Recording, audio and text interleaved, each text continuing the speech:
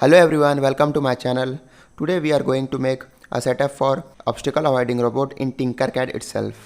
इस प्रोजेक्ट के लिए एक सब्सक्राइबर ने रिक्वेस्ट किया था और उसके रिक्वेस्ट पर ही मैंने ये प्रोजेक्ट बनाया है। तो चलिए शुरू करते हैं।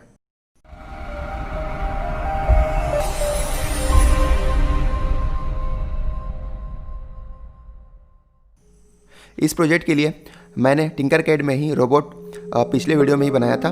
मैं उसी रोबोट को यूज़ करने वाला हूँ। आप इसके कनेक्शन के लिए मेरा पिछला वीडियो देख सकते हैं, जिसका लिंक आपको डिस्क्रिप्शन में मिल जाएगा। इसी कनेक्शन में ही सबसे पहले हम अल्ट्रासोनिक सेंसर्स को कनेक्ट कर लेते हैं। अगर आप अल्ट्रासोनिक सेंसर्स के कनेक्शन नहीं जानते हैं तो मेरे पिछले वीडियो का रेफरेंस ले सकते हैं।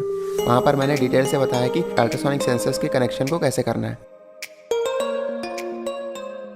अल्ट्रासोनिक सेंसर्स के कनेक्शन के लिए इसमें बेसिकली 4 पिन्स होते हैं। एक 5 वोल्ट को जाता है और एक ग्राउंड को, और एक होता है ट्रिगर पिन और इको पिन। तो इसको साइमल्टेनियसली हम एक एक करके कनेक्ट कर लेते हैं। मैं यहाँ पर जो अल्ट्रासोनिक सेंसर्स के डिजिटल पिन है उसको 6 और 7 में कनेक्ट कर रहा हूँ। अल्ट्रासोनिक सेंसर्स का कनेक्शन हो चुका है।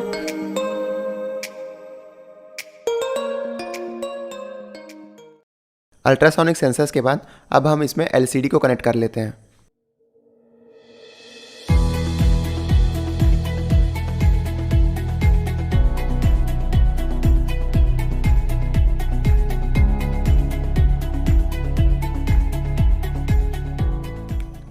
LCD के सभी पिन्स को 1 बाय 1 कनेक्ट कर लेते हैं। अगर आपको इसके पिन्स को कनेक्ट करने के लिए दिक्कत आती है तो आप मेरा पिछला वीडियो का रेफरेंस ले सकते हैं, जहाँ पर मैंने डिटेल से बताया कि आपके जो LCD के पिन्स होते हैं वो आपके आर्डिनो में कैसे कनेक्ट होंगे। तो यहाँ पर आर्डिनो बोर्ड के 2, 3, 4, 5, 6, 7 ये सभी हमने यूज़ कर लिया है। बाकी के जो रिमेनिंग है मतलब 8, 9, 10, 11, 12, 13 तो 6 पिन रिक्वायर्ड होते हैं LCD को कनेक्ट करने के लिए। तो वो अभी वैकेंट है, हम उसका ही यूज़ करने वाले हैं अपने LCD को कनेक्ट करने के लिए। तो चलिए एक एक करके इसको कनेक्ट करते रहते हैं।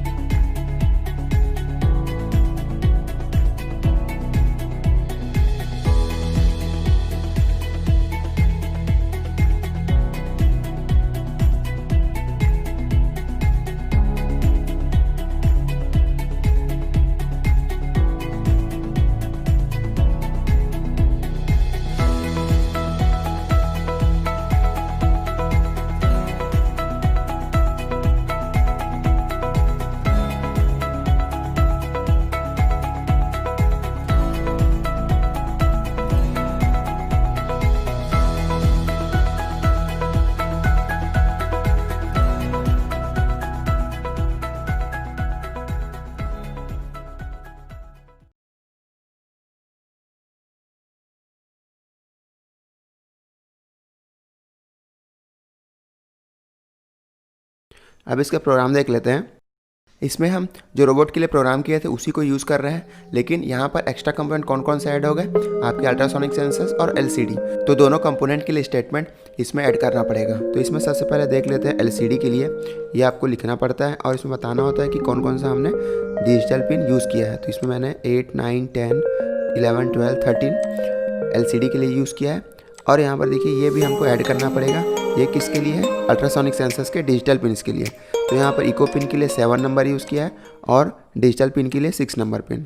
और ये आपको मोटर्स के लिए हमने 4 पिन्स यूज़ किए हुए हैं, 2, 3, 4 एंड 5। ये पिछले वाला रोबोट का ही पार्ट है। तो हमको इस सेक्शन में बस इतना ऐड करना है डिफाइन सेक्शन पे। अब आते हैं वॉइड सेटअप सेक्शन पे। वॉइड सेटअप सेक्शन में हम डिफाइन करते हैं कि जो पिन हम यूज़ कर रहे हैं वह पिन आउटपुट पिन है या फिर इनपुट पिन है।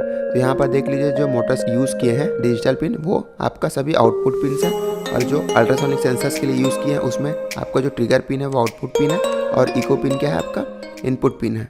यहाँ पर जो कमांड है सीरियल बिगिन, ये आपके सीरियल मॉनिटर पे प्रिंट करने के लिए यूज़ किया जाता है।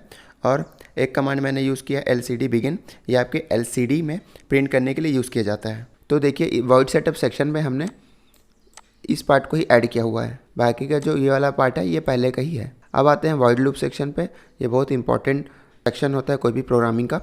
तो इसमें देखिए हम यहाँ पर अल्ट्रासोनिक सेंसर से डिस्टेंस मेज़र कर रहे हैं, तो ये हम अल्ट्रासोनिक सेंसर्स के लिए लिखते हैं। तो यहाँ पर हमने जो डिस्टेंस मेज़र कर रहा है उसको हमने सेंटीमीटर में स्टोर कर ली है। तो यहाँ पर एक इफ़ स्टेटमेंट यूज़ करते हैं कि अगर जो डिस्टेंस है वो लेस देन 20 हो, मतलब आपके रोबोट के सामने अगर कोई ऑब्जेक्ट आता है और उसका डिस्टेंस 20 सेंटीमीटर है, तो कौन कौन से फंक्शंस एग्जीक्यूट होंगे।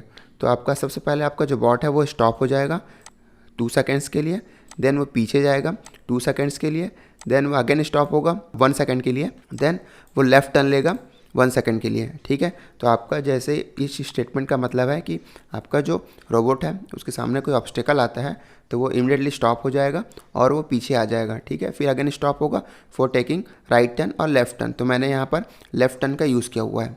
अदरवाइज एल्स स्टेटमेंट एग्जीक्यूट होगा जिसमें गो स्ट्रेट लिखा हुआ है। ठीक है, गो स्ट्रेट मीन्स क्या होता है कि अगर कोई आपके रोबोट के सामने कोई ऑब्स्टेकल नहीं है तो वो सीधे सीधे चलते जाएगा। तो इस तरीके से काफ़ी सिंपल सा प्रोग्राम है।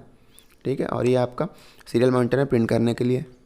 तो अब गो स्टेट में आपको मोटर्स को यहाँ पर देखिए, गो स्टेट में हमने क्या चेंज किया है पहले प्रोग्राम में, ये आपका पहले वाला प्रोग्राम है। मोटर्स को हम हाई पल्स और लो पल्स दे रहे हैं। ठीक है, आपको एलसीडी में प्रिंट करने के लिए ये आपको ऐड करना पड़ेगा। सेट कर्सर 0 0 मतलब फर्स्ट लाइन पे क्या प्रिंट होगा, नथिंग अहेड, मतलब आपका जो रोबोट है वो स्ट्रेट मूव कर रहा है, मतलब आपको एलसीडी में प्रिंट होगा नथिंग अहेड मतलब सामने कुछ नहीं है, और मूविंग फॉरवर्ड। ठीक है, गो बैक में भी आपको ये प्रिंट करना है, गो बैक में रिवर्स टैकिंग प्रिंट होगा आपका, और सेंटीमीटर यहाँ पर जितना डिस्टेंस है वो आपको इसमें एलसीडी में देखने को मिल जाएगा कि कितना सेंटीमीटर है। तो गो बैक के लिए टैकिंग रिवर्स आपका एलसीडी में प्रिंट होगा। ठीक है, बस इसमें जो प्रोग्राम है इसमें अब एलसीडी के लिए का जो सेक्शन है उसी को ही ऐड कर रहे हैं। तो देखिए बॉट स्टॉप के लिए क्या होगा, समथिंग अहेड, तो आपको एलसीडी में डिस्प्ले होगा समथिंग अहेड, मतलब आपके रोबोट के सामने कुछ ऑब्स्टेकल आ गया है। ठीक है, तो वो एलसीडी में नथिंग अहेड प्रिंट होगा फर्स्ट लाइन पे, सेकंड लाइन पे होगा स्टॉप। ओके, और आपका मोटर क्या होगा, स्टॉप हो जाएगा। देखो लो पल्स दिए हैं सभी को। टैकिंग लेफ्ट में आपका जो एलसीडी है उसमें लेफ्ट टर्निंग लेफ्ट करके प्रिंट होगा और डिस्टेंस को मेज़र करेगा। ठीक है, इस तरीके से काफ़ी सिंपल सा प्रोग्राम है। इसके लिए अगर आप राइट कमांड यूज़ कर रहे हैं तो उसमें टर्निंग राइट आपके एलसीडी में प्रिंट होकर आपको दिखाई देगा। तो इस प्रोजेक्ट के लिए प्रोग्राम लिखना काफ़ी इजी है। तो चलिए इसको टेस्ट करके देख लेते हैं। यहाँ पर देखिए थोड़ा सा यहाँ पर उल्टा प्रिंट हो रहा है, तो मैं एक काम करता हूँ, इसको टर्न कर लेता हूँ अभी के लिए। अब इसको रन करते हैं। यहाँ से ऑब्जेक्ट का डिस्टेंस देख लेते हैं। मतलब अभी देखिए 20 सेंटीमीटर से ज़्यादा है ऑब्जेक्ट का डिस्टेंस, तो यहाँ पर क्या प्रिंट हो रहा है, nothing ahead moving forward. Okay, जैसे ही इसको मैं 20 सेंटीमीटर से लेस करता हूँ, ओके फाइन, 11 सेंटीमीटर डिस्टेंस है, तो टेकिंग रिवर्स, यहाँ पर देखिए टेकिंग रिवर्स। ठीक है, बैक होता है फिर टर्निंग लेफ्ट होता है। अभी भी मैंने आपका जो डिस्टेंस है वो 11 सेंटीमीटर मतलब 20 सेंटीमीटर से कम है, तो वो प्रोसेस होते रहेगा।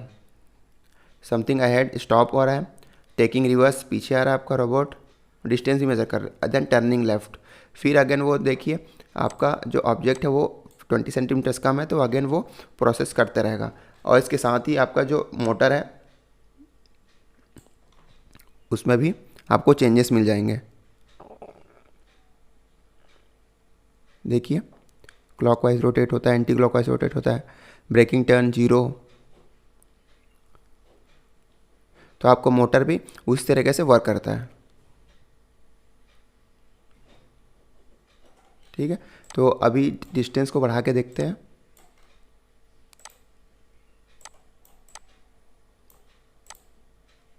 ट्वेंटी सेंटीमीटर ज़्यादा करता हूँ,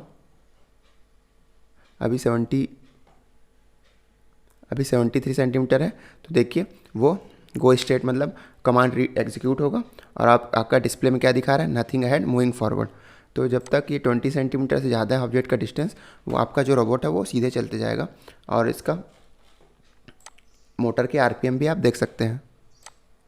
right hand side anti clockwise rotate हो रहा है और लेफ्ट हैंड साइड का जो मोटर है क्लॉकवाइज, मतलब आपका स्ट्रेट मूव होगा आपका रोबोट। तो इस तरीके से आप टिंकरकैड में एक सिंपल सा प्रोजेक्ट कर सकते हैं ऑब्स्टेकल अवॉइडिंग रोबोट का। Okay guys, thank you for watching my video. मिलते हैं नेक्स्ट वीडियो में।